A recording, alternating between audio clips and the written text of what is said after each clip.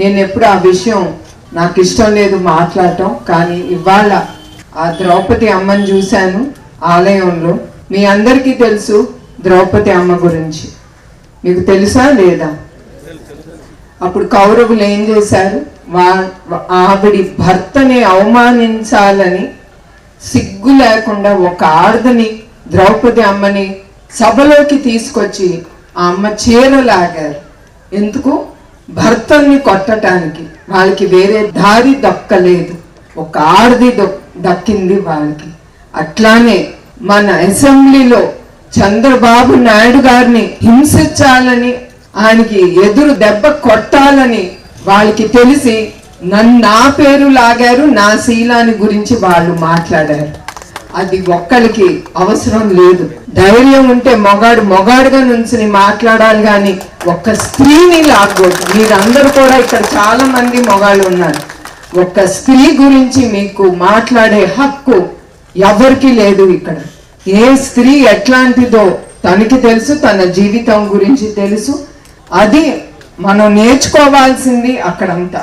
అది అన్నీ అయిన తర్వాత ద్రౌపదికి కృష్ణుడే దిగి వచ్చి ఆవిడికి సహాయం అందించాడు. అట్లా ప్రజల్లో దేవుడు వచ్చి, అట్లా చంద్రబాబు నాయుడు గారికి కానీ ఆయన కుటుంబం కానీ ప్రజల్ని దేవుళ్ళుగా మా కుటుంబంకి నుంచున్నారు. అది నేను ఎప్పుడూ మర్చిపోను. ప్రతి సందర్భంలో మా కుటుంబంలో చాలా జరిగినాయి మా జీవితాలు. ఇప్పుడే అన్నారు తిరుమలలో ఆ బాంబులు పెట్టి నక్సలైట్లు, కానీ ఇప్పుడు కూడా మా కుటుంబం హిట్ లిస్ట్ లో ఉన్నా కూడా, ఇట్లాంటి అవమానాలు చాలా ఎదుర్కొన్నా కూడా ఆ దేవుడు అనేవాడు ఉంటాడు. ఎప్పుడు మా కుటుంబం మీకోసం, ప్రజల సేవ కోసం వాళ్ళు ఉన్నారు. వాళ్ళు అట్లా మా కుటుంబం ఉంది గనక ఆయన్ని రాజమండ్రిలో నిర్బంధించినప్పుడు మీ అందరికీ తెలుసు, రుజువు ఏమీ లేకుండా 57 రోజులు నుంచున్న ఆయన ఖైదీ చేసినప్పుడు అప్పుడు దేవుడే దిగొచ్చి ప్రజల ద్వారా ముందుకొచ్చారు. అదే గనక ఆయన తినుంటే ఆ 26 కోట్లని చివరికి చెప్పారు. ఆ 26 కోట్లు కూడా వాళ్ళు చూపించలేకపోయారు. అది మా కుటుంబం అంటే. అట్లానే ఇప్పుడు నా గురించి మీకు ముందర ఎందుకు చెప్తున్నానంటే, ఏనాడు నేను ఆ విషయం మాట్లాడలేదు. మగవాళ్ళని అందరికీ గుర్తు చేయటానికి తప్ప వేరే దానికి కాదు. ఇదేమి ఎలక్షన్ క్యాంపెయిన్ కాదు, నాకు అవసరం కూడా లేదు.